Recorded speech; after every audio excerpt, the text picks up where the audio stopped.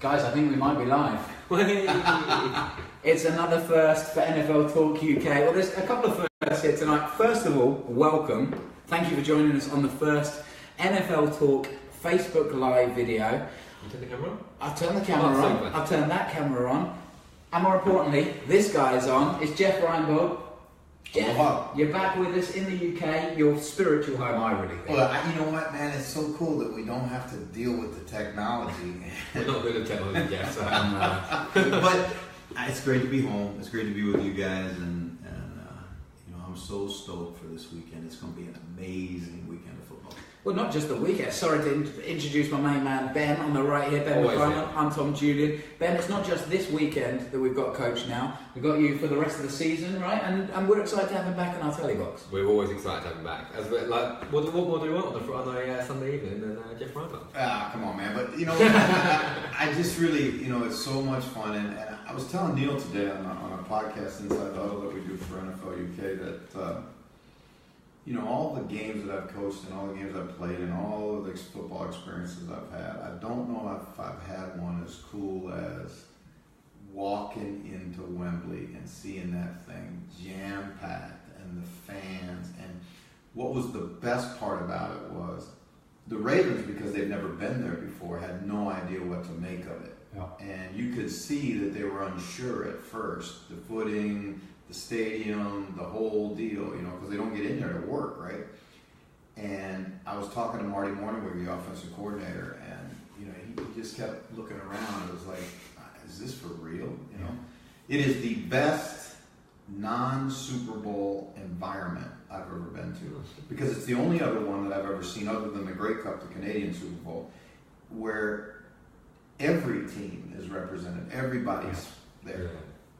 Right, well, we've got another big London weekend this weekend coming up. But before we get into that, Jeff, I just wanted to toss it to you. Obviously, we've had some tragic news, really. Kevin Cadle died this week. He was an amazing servant to the UK NFL game. He was huge for the growth of the game here, Jeff, as you well know. And he was one of the first presenters that I started watching. His enthusiasm, he wasn't, as I'm sure lots of people have seen now, Neil's great tribute to Kevin. He wasn't a numbers guy. He didn't care about the X's and O's, but he loved the game, and you could tell by just watching him. So, Jeff, I just wanted to give you the floor and just say a few words, if you would. Well, you know, I guess it was Monday night or Sunday night. I can't even remember now because I've been flying so much. I get this call at a time of the night when, at my age, you don't get calls at that time of night unless it's bad news, and I could tell right away from Neil's voice that something was wrong. I was really concerned it was Georgie or his family or somebody. And when he said Kevin, I was like, what? And, you know, because, you know, we had anticipated seeing Kevin this week. We saw him last time we were in. He's been such a big part of everybody's life on Sunday evening in the UK. And to think now he's not here is just, I mean, it's almost like this numbness that you have. And we talked an awful lot about him today on Inside the Huddle. And I just want to say that the biggest thing to me about Kevin, the thing that, if you could just say one thing about Kevin, was he was the guy that cared. He cared about people. He cared about doing the right thing. He cared about helping. I mean, I go into the studio the first time, Tommy, and I'm just there because another guy couldn't do it, and they had nobody else to fill in. So they kind of shoved me in front of the camera, and I'll be honest with you, I was nervous, and I didn't know what I was doing. And Kevin babysat me through that entire experience, and you know, people don't really, I think, realize just what a giving, wonderful person he was. Yeah. No, thoughts and condolences and everything to his family and his loved ones, and we got to talk ball in honour of him, really, haven't we? Especially this week. Yeah, you know what? And I'm gonna tell you something that was really cool. Like, really, one of the really cool things that Neil came up with was that, you know, Kevin did the intro to our show, and he goes, "Let's go," and is in that smooth, iconic at this Mr. point. Smooth voice that he had. Yeah. Inside the Huddle, and we kind of threw it out there to the listeners, and you know, do you want to keep Kevin's voice apart going forward of Inside the Huddle, and it was unanimous. Not a single person, and I mean thousands of retweets, because that is the most listened to NFL pod outside the United States. Everybody was all in for keeping Kev a part of the show, so that'd be cool. Yeah, well, I tweeted it, Ben, as well from our account. I was just like, who do you replace that with? You know, like I say, it's become part of the show, as much as you or Neil is, and it just feel wrong to change that. Yeah, it doesn't deserve to be changed, does it? It's been said now. Leave it as it is, and we'll roll on with it forever. Yeah, absolutely. Well, let's get into it. Thank you if you're joining us on Facebook Live. You can see a couple of people rolling in. Paul James already getting in on the comments. So if you've got comments and questions and anything, Jeff, can you see that? What's Paul got to say? I'm with two blind people here. How's it going, fellas? He's good. Giving us the thumbs up as well. I appreciate it, Paul. Thank you very much for your feedback, and we want to get more feedback from all of you out there that are listening, because this is NFL Talk UK. Is Tom and Benny came up with this idea to give the fans a true voice in everything NFL. So take advantage. That's what we're going to do. We're going to have a couple of beers. We're going to chat the NFL. We're going to do the 2-minute warning, which we introduced last week. If you missed last week's show, we get 2 minutes. That's it. Each. It's not long, is it? It's not long, as we found out last week, where one of us will put forward a statement, and we've got 2 minutes to debate it, whether it's right, whether it's wrong. And hopefully we'll get to the bottom of it within 2 minutes. But if we don't, which we certainly won't, we have to move on. Ben, I'm going to have to ask you to time keep this week, because... Hey, are we doing locks of the week again? Oh, we certainly will be doing locks of the week. I think that's so well for us this week. Big call over there. So, again, if you missed it last week, we all made our locks. Jeff, you went for the Eagles Thursday night. I'm going to tell you something. And it came right in. No, but here's the deal. Like, I'm sitting in my living room in Hamilton with my phone, and we're doing that, right? And my son is sitting watching. And my son is a video producer for Tycat TV. And he's just looking at me, shaking his head. But he's watching the show, and then you guys ask, well, who's your lock of the week? And to be honest with you, I just blurted out Philadelphia. I didn't even think about it, right? And my son is the biggest Carolina Panther fan in the whole world. He got up and walked out. No. But I was the only one. But 100%. I was the only one of the three of us who had to win. So I picked the Tampa Bay Buccaneers, who lost Jameis Winston, their quarterback, very early on. And from there on, I knew it was going to be uphill battle. I think they were 21 points down. 31, I think. They were 31. They were 31 and finished 38-33. So I'm taking the moral victory there. It's still a L in the column though. Ben, you went for. I was at Colts, which was a break. I thought Marcus. What were you thinking? I thought Mariota might not play, and if Castle played, I was like, boom, I'm in. But that was not a good shout. So I'm going to try and save it this week. We were all a little bit worried about Ben when he said that the Patriots wouldn't finish top of the AFC East, that the Jets would be challenging, and actually it was a fairly close game between those two. I know. But you know what? 14 enough. I'm only getting what are your Jets? One game out of first place? Yeah. After a third of the season's over. Jeff is worse than that, because they're not even his Jets. He's a Bears fan. Yeah, but I've got the whole division against the Patriots. I'll take anybody. Dolphins 3-2. Everyone's Bears fan. Let's see. Your savior at quarterback. I looked at the stat sheet and I said, longest pass completion by Cohen. Oh yeah, running back. Yeah, that was good. Trubisky only threw it about 9 more times than Cohen anyway. You know what? I'm watching the thing, the NFL Network coverage, and everybody's trying to hype the kid, which is, I mean, he's a good young player, and I think he's got a future in the league. But he threw like one ball, and he completed an 18-yard completion on that dig route at the end, and it was like, okay, now we've seen the second coming with Peyton Manning. Dude, what did he, like 50% completions for 80 yards or something? Yeah, and he only threw it like 14 times, I think, as well. He ran the ball like 30 times, like 42 times, I think it was in my stats. But you know what? That's interesting, guys, because you talk about running the ball and the devalued running back position, which was all the crazy, But look at the teams. If Adam Gase doesn't make the decision at halftime, say enough of this. I'm tired of watching Cutler look uncomfortable. They're not, they're just out of sync. He turned around and gave it to his best football player. Yeah. And J-Train got them ignited. And I think Adrian Peterson did the same thing in Arizona. Well, I've got to cut you off there, Jeff, because we've got to get on the clock. That's going to be a subject for sure. So, do you want me to start? You go, ready? All right, 2 minutes on the clock. Let's go. I want to start with the biggest news of the week. Undoubtedly, Green Bay Packers quarterback Aaron Rodgers left the game, broken collarbone, got into surgery today, I believe. The question I have for you boys, or the statement I want to make, do the Green Bay Packers go from being first to worst in that division? Still got the Bears. Still got the Bears, that's true. Bears got a chance now. But, I mean, Martellus Bennett couldn't catch a ball. You know, they were so confident going into this game. And now with Brett Hundley, does the whole thing, do you throw it out the window? Well, it's an interesting question because, here's an offense that's built around your ability to throw the football. I mean, a wide receiver in Ty Montgomery is your feature back. Can you change in midstream? I don't think so. So they're going to live and die on what Huntley can do. And to be honest with you guys, Huntley, when he came out of UCLA, was a kid that had shown flashes. He's a big athlete. He had a big arm, all those things. But he was an unrefined quarterback, an unrefined passer. I think you saw it the other night. And in his defense, he's not getting any reps in practice because Aaron Rodgers is taking all those reps. Now he's going to get them all.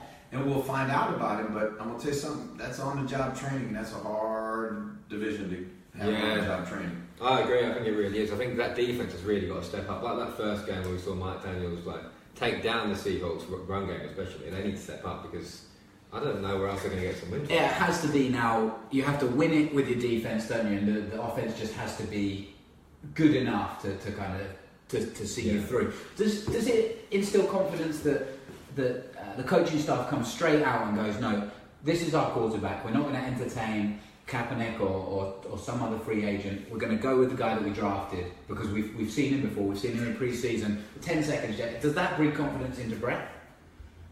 No. No confidence. That's that done. Not enough. All right, Ben, do you want to take the next one? I will go, and I'm going to go. I've just lied. The next big story was Adrian Peterson's comeback. I love Bruce Arians at the end saying it's a good day for the old guys.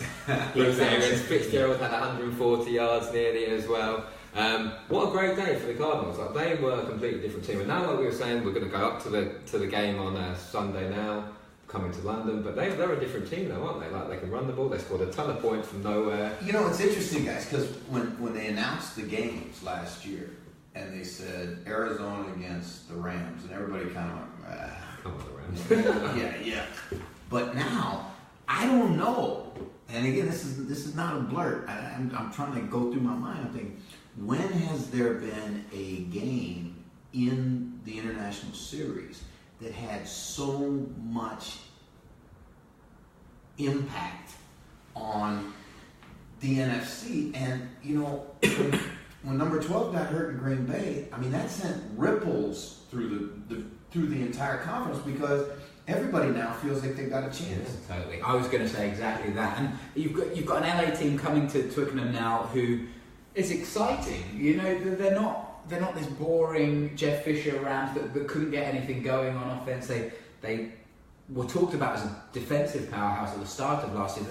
They didn't really show that. They were 32nd in almost every category. And now we've got Sean McVay's team who are lights out, playing amazing. They beat the Jaguars, they've beaten the Cowboys. They've played some really tough teams as well. And I think one of the things that you notice about the Rams is they're playing outstanding football in all three phases at times. Now, there have been times when the defense didn't play very well, or special teams where the offense didn't play well.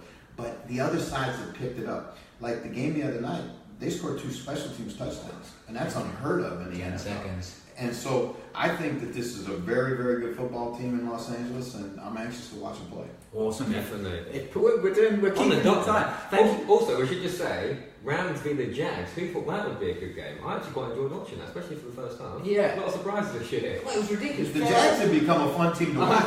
But Pharaoh Cooper's 103 yards, that little spinny deal on the sideline. Now that was just amazing, wasn't it? Even as a Jags fan, I could appreciate that. Thank you for joining us at Facebook Live here. We've got some comments coming in just before Jeff goes goes with his 2-minute warning. I wish Mariota didn't play. We fell apart in the fourth quarter. Interesting take from a Titans fan there. I think that might be Paul. I can't see his name. Nick Ludlam, he's a 49ers fan. We'll get on to your frustrations, Nick.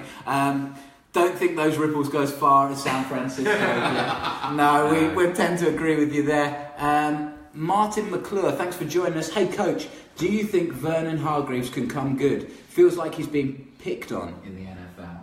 He's learning how to play, and you got to understand that is, other than quarterback, that's probably the toughest position to play in the NFL, because you're out there by yourself, and that's why they say one of the things when they talk about corners, when you go to the combine and you talk about corners, you always talk about he plays without a conscience, and what they're saying is he doesn't. It's not like he plays like he doesn't care, but if he gets beat, it doesn't destroy him. Yeah. He has the ability to come back and compete, because when you're playing in today's NFL with the rules the way they are and the receivers the way they are and the way they protect the quarterback, those guys out there on the edge, man, they are living one-on-one world, and it ain't gonna be pretty every weekend. That's totally true. Martin, thank you for your question. Keep them coming on Facebook Live. We'd love to have them. Right, Jeff, you've got 2 minutes. Let's be having you. I want to know, fellas, who is the real Pittsburgh Steelers? Is it that team that we watched just get dismantled? I mean, dismantled and physically whipped by Jacksonville? Or is it the team that takes the best offense in football in the Kansas City Chiefs and just flat shuts them off? I got to know, because, if you're a Steelers fan, it's like this team has got more personalities than Sybil. Yeah. Well, you're talking about a team, Jeff, who, like you mentioned last week, lost to the Jaguars. Ben Roethlisberger has never had 5 turnovers. That was crazy. And this week, they're 180 more yards than the best team, the undefeated team, Kansas City Chiefs. They're on the clock. They're on the field 13 minutes, I think, longer. They're holding the ball. They're controlling possession. But like you say, they've got Martavis Bryant, who supposedly handed in a trade request. You've got Roethlisberger, who's been firing shots at his wide receivers. You've got Lev Bell, who must be an absolute handful. Didn't even turn up till ready for week 1. So now we've got this issue, Ben. We've got the Steelers beating the best teams, but maybe losing to teams that they should be beating. How do you see them? I see them doing that completely. I think they're fantastically inconsistent. I think they will be that for the whole season. But I think they'll get to the playoffs. I think they'll beat some good teams. They'll scrape a few wins. They'll lose some shockers as well. But if you're in the playoffs and you draw the Steelers, you're not going to be happy, are you? I would like to do that. Is there a team in the AFC with a better roster than the Steelers have?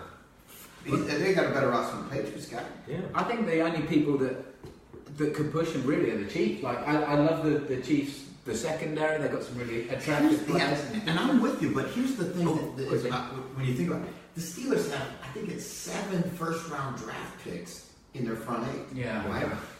Kansas City's over there with Sorensen and Frank Zombo. Yeah. I mean, those are good football players, but they're not first. It's not Ryan Shazier and T.J. Watt and all those other guys. And we saw it in the playoffs last year, didn't we? When the Chiefs and the Steelers came together, and it was the Steelers who came out on top, so they could do it when the heat is on. All right, let's get to Nick Ludlam's point here.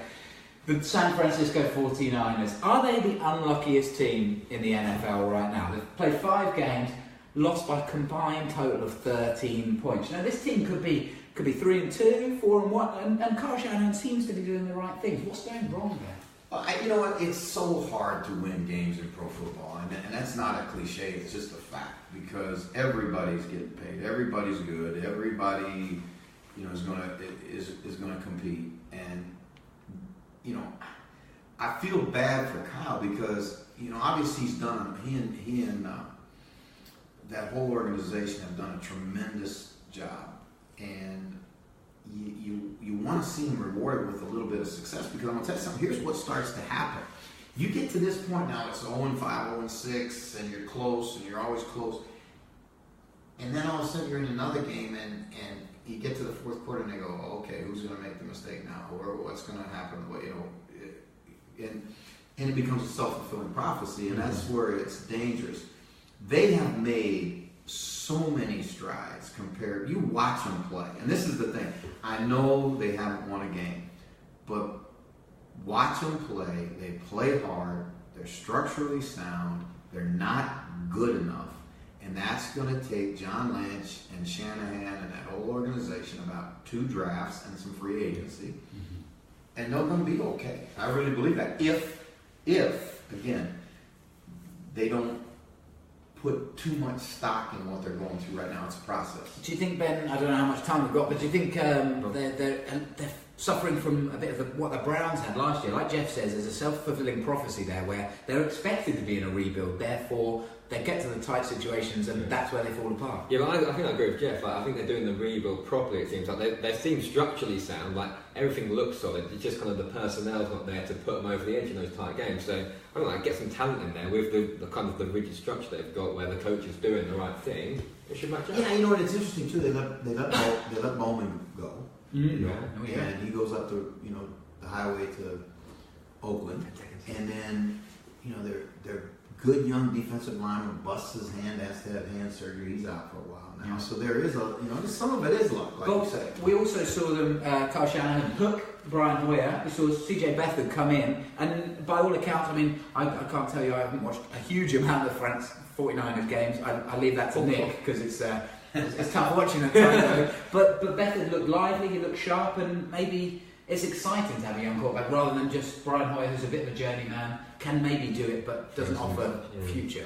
Brian Hoyer is Brian Hoyer, and he's going to be Brian Hoyer next week and next week. And that's not, I'm not being critical, I'm just saying that's, what he is. Now, in this process, this is, and I agree completely with what Kyle did, give the young kid a chance, roll him out there, play to his strengths, call the game to his abilities, and see if you might not get one. Because I remember, guys, I'm trying to think what year it was, there's this kid that didn't even start all the time at Michigan, and he got drafted in the 6th round. And I think the guy's name was Brady. I don't know whatever happened to him.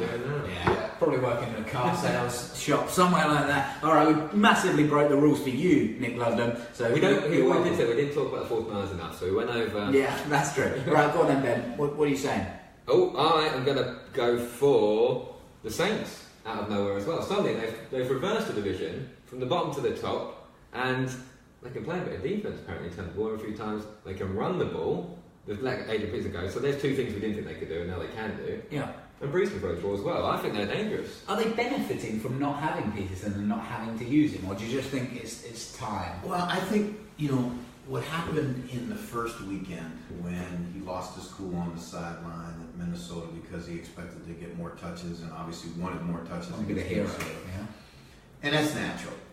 I just think that set him and Sean on such a divergent plane that it was never going to work. And when that happens on a football team, it's better to, addition by subtraction. You move him on, give him an opportunity to get, his fresh start. And I think he did a great job, 128 yards, 2 touchdowns. And, everybody talked about he was over the hill, but I made this comment. I said, how can you say that when a guy who's a back, much like Fournette, that you have to keep giving him the ball. You watched him play in Minnesota, there'll be a lot of 1-yard runs, 2-yard runs, 1 yard, 1 yard, 1 yard, boom, 40. And that was because they kept giving him the football, which you need to do with a back like that. You can't just go, okay, you had 2 carries, you gained 6 yards, we're out of that, And I give that old swamp fox, Bruce Arians, a lot of credit for that. Yeah, definitely. I find it weird that they drafted Kamara. Like, now it looks good. Like, they've got Kamara and then Ingram looks good, but I don't know why they drafted him after they brought in Peterson. That's kind of seemed to ruin Peterson from the start. Yeah, especially when, it's not like they're a team that has so many good players that you're just taking guys for depth. Yeah. I think, they're still, and, Allen's done a great job with that defense, but they're still got some holes in that football team. Yeah, absolutely. Perfect. Very, very good. I think there might be a question for you, Jeff, here. Coach, I've tweeted you about this, but can you explain better here why it is that the Colts defense can't seem to stay consistent or fall apart in the later stages? So that might take 2 minutes of your time right now. Well, I think, you know, it's really interesting because the focus gets put on the defense all the time. But there's a term that we use in football coaching. It's called complementary football. And complementary football is when all the sides of the football team play together and complement each other. If the offense is 3 and out, and 3 and out, and 3 and out, and that can happen when you throw the ball as much as Indianapolis does, then that defense goes right on the field again. And no matter how you slice it, your defensive players are predominantly your special teams players. So some of your defensive players are running a 40-yard dash, then they got to play defense. And at some point, and I think this, if you look at, and I think I know what you're going at, is in the second half, they seem to just collapse. Mm-hmm. I don't see it as a structural football thing where, okay, somebody made a halftime adjustment and, you know, the coaches in Indianapolis couldn't adjust it. I just think right now they're undermanned.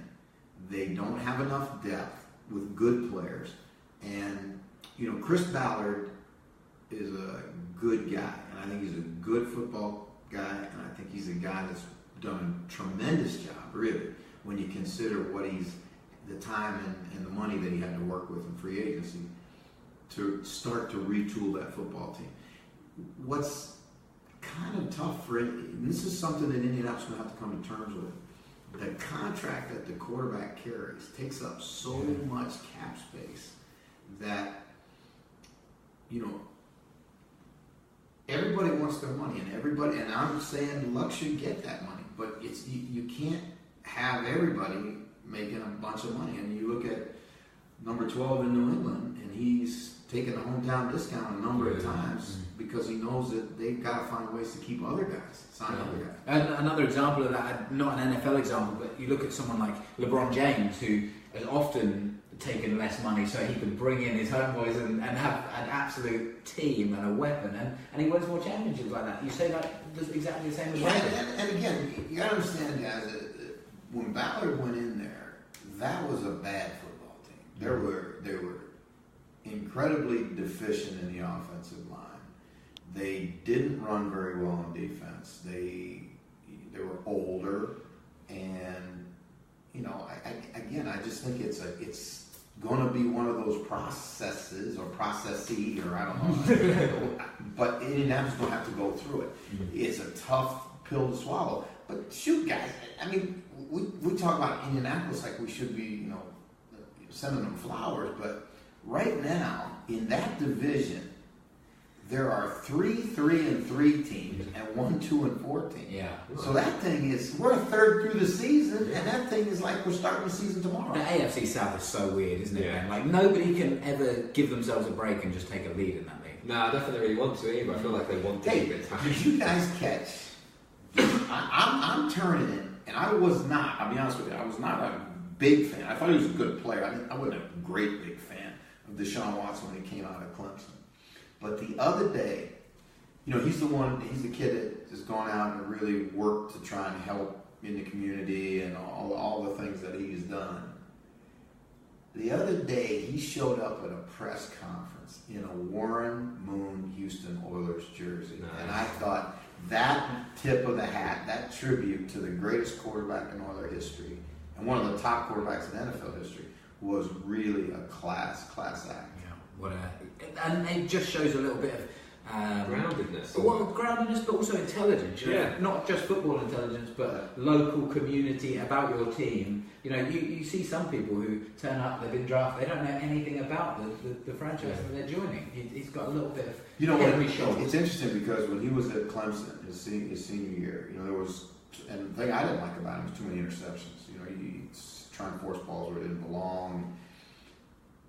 And, you know, the scouts asked Dabo Swinney, the head coach, about that. So, you know, he said, let me just say, he said, if this was the NBA draft, would you not draft Michael Jordan? It's crazy. You know, but that's how strongly he felt about that kid. Not just because for his playmaking ability or his arm or his feet or any of that. it's for the whole package that kid brings. Where are you putting them? So we've had some big draft prospects the last couple of years, like with Wentz and Goff as well, and a few more this year. Trubisky. So do you think he's the best? In this class? Like last 2 years, let's say. Like Dak as well, obviously. I think, you look at what's Very encouraging. small sample size. What's really, really encouraging to me for the NFL is Mariota's third year, Jameis Winston's third year, Watson's first year, Trubisky's first year. I mean, there are some good young guys. Wentz, second year. Goff, second year. So there's some really outstanding young guys on the horizon. The crazy thing is, Deshaun Watson didn't even start the season. He's leading in touchdown passes. That's crazy. And we think they had one receiver to pass it to as well. Yeah. We found Will Fuller a few times. Yeah, and I think you hit on something, because when they didn't have Fuller and Hopkins was their only option, it was a little easier for the defense to double, and now you can't double them both. Yeah. So I think Houston's got a great chance in that division. Thank you again, those guys joining us on Facebook Live. People continue to join us. Thank you very much for that. Can you read that comment? No, I can't. I'm not. Ben, get closer. Oh. No belief in the Niners. Back to the Niners. Yes. We've agreed. Yeah, there's not much belief there. That's the question I did. Oh no, he's gone too far. I've gone far too far. There it is. Oh, and back to Green Bay as well. We talked about Green Bay at the start. So yeah, should we move on? We've got one more from Jeff. One more from you. Oh, was that your last one? Jeff. Yeah, let's go. No, yes. So I've got another game for you, Jeff. I'm going to shock you with here. And you guys can play it along at home as well. It's called Finish That Sentence. So I'm going to offer you the majority of the sentence, as is customary. You need to end it for me. All right. So Ben, I'm going to start with you. And what we just talked about there, the winner of the AFC South is going to be. I don't know. Let me think. I'm on the pressure now. Yeah, Titans, Texans, Colts, Jags, they're all in the mix. I'm going to have to go to the Texans because I said that Watson's going to win Rookie of the Year last year. I'm going to have to stick with him and say, well, when Rookie of the Year, you're going to take him to the top. I'm going to go Texans. Texans, Jeff? I'm going to take the Jaguars. I like the Jags because I think they got the best defense. And again, Houston did it starting the season, but Merciless is gone, Watt's gone. Yeah. I mean, they've taken some hits now at the top level of the town. All right, next question. Without Aaron Rodgers, the Green Bay Packers are... Going to finish below the Bears. Okay, it's positive. I don't think that no one's going to walk over them. They're still the Packers. I think they've still got, especially at the home fields at Lambeau. I think they're going to beat some teams, but I think it's Matt Stafford's division now. I think he's going to step up this season. So you think it's going to be the Lions? I think it's going to be the Lions. Most valuable player in the NFC North is Matt Stafford. You're you're throwing. He's not even a player. Oh. Rick Spielman.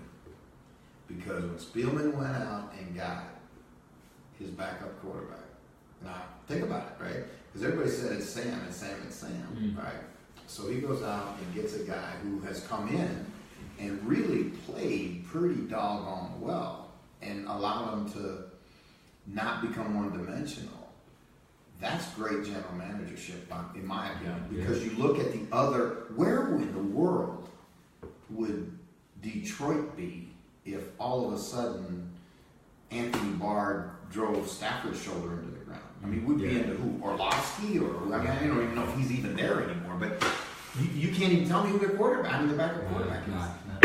That's the situation that we're faced with. Jeff no longer has a phone. A couple of people saying that the Jaguars are agreeing with you, Jeff, and me, secretly. And Nick Loveland would finish that sentence. Without Aaron Rodgers, the Green Bay Packers are no hopers. Jeff, I think you've got another word for what Green Bay. Well, I can't. I don't want to finish this shit. Okay, I'm going to be honest with you. My notes are actually on that phone that's filming us right now. So let me have a think about a couple of others. Ben, the worst team in the NFL right now is...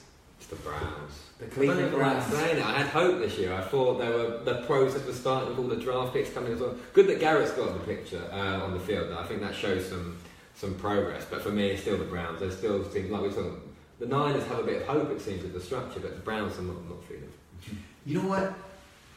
That is, I feel you. I know exactly what you're saying because I had such hopes for it, and I really think that what Sashi Brown and the organization is doing by their Moneyball approach and kind of thinking outside the box in the NFL, but they gotta have a little bit of success to have a little bit of traction, because at some point, and it's just human nature, they're going to have an owner that's going to say, hey, wait a second now, what are we doing? And then if he does pull the plug on, Hugh and some other people in the organization, here we go again. Yeah, where do you start from? I use this statistic, and it's a phenomenal statistic, so I'm going to use it again.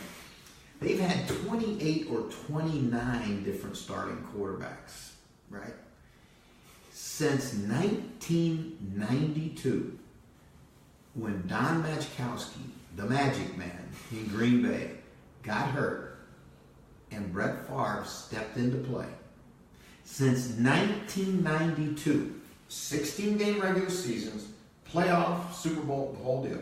I can't even tell you how many games it is, but it's a lot of games. Only 9 other players, and it wasn't 9, it was only 9 times in that time span did another player other than Brett Favre or Aaron Rodgers quarterback the Green Bay Packers. Yeah, that's crazy, isn't it? That's amazing. 1992, fellas. I was 2 years old. Ben, were you born? That's what I'm saying. That is unbelievable, and it speaks to the importance of drafting well at the quarterback position. And the Packers, whether they want to admit it or not, had to be sitting there on draft day. And you guys, I don't know if you guys ever saw the footage, but as they always do at the NFL draft, they got the players in a room by themselves, right? And this guy gets picked and he walks out, and eventually the room starts there. And in the draft room, and they had the cameras in the draft room, Aaron Rodgers is in there by himself. There's nobody else in there. So the camera now is just like right in him. And you're the Packers, and you almost gotta wonder, does somebody know something we don't know? Yeah. Why is this kid sliding like this? And they get him with a pick that, there's no way he should have been there. Yeah. But it just shows how it's an inexact science. Absolutely. Yeah, definitely. And keeping with the Aaron Rodgers thing, I'll throw another little finishing sentence out there for you. Wow, you're throwing A lot of people were saying Aaron Rodgers for MVP. He's gone now. Very early stages. Who the MVP this year will be? Tom Julian. Oh, it won't be Tom Julian, that's for sure.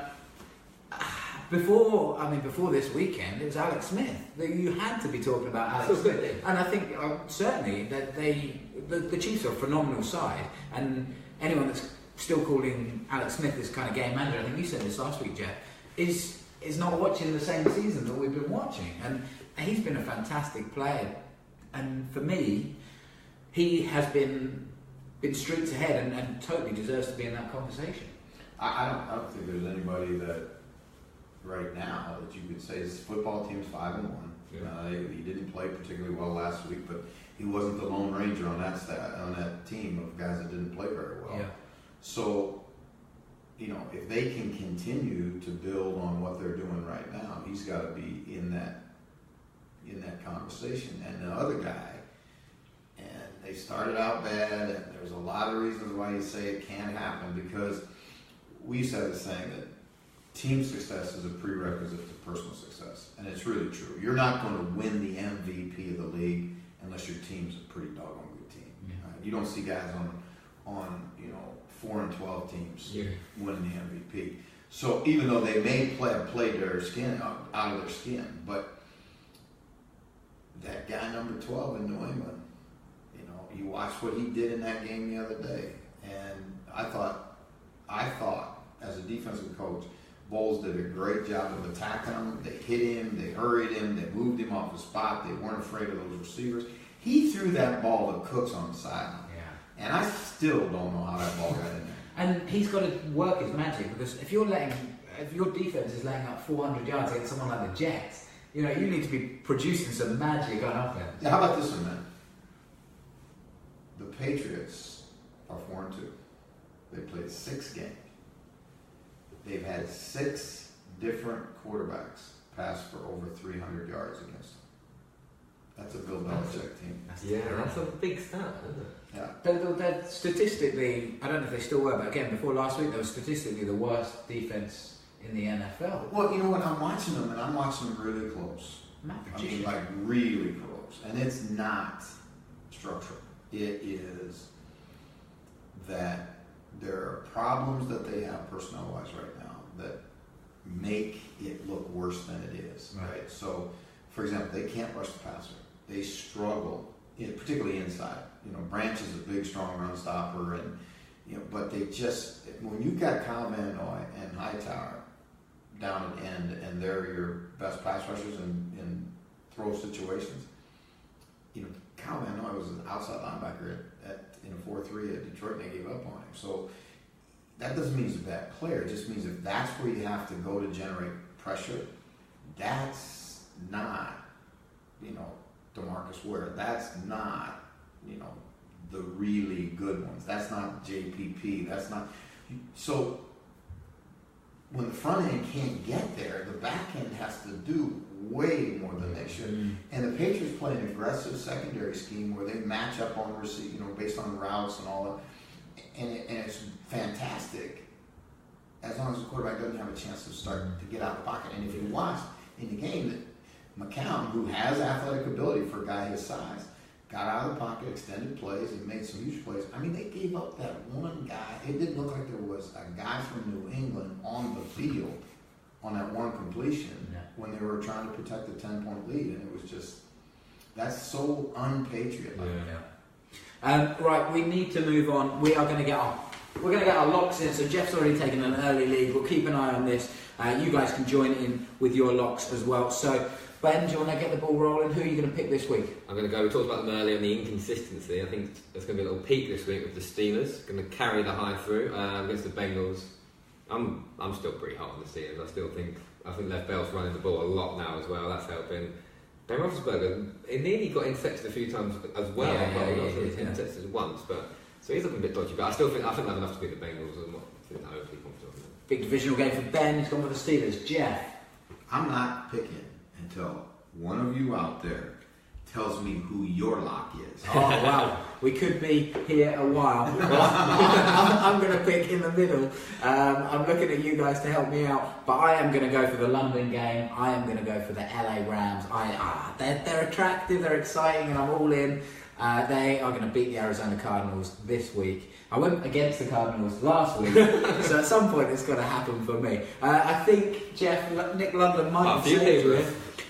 Nick Ludlam's locking the Cowboys up. Oh, that's a good choice. That was a safe choice. Who were they playing? Someone fairly comfortable, weren't they? Browns? Is it the Browns? I think it's the Browns. I can't remember off the top of my head. Yeah. Kurt Phillips-Smith has gone Jags to beat the Colts.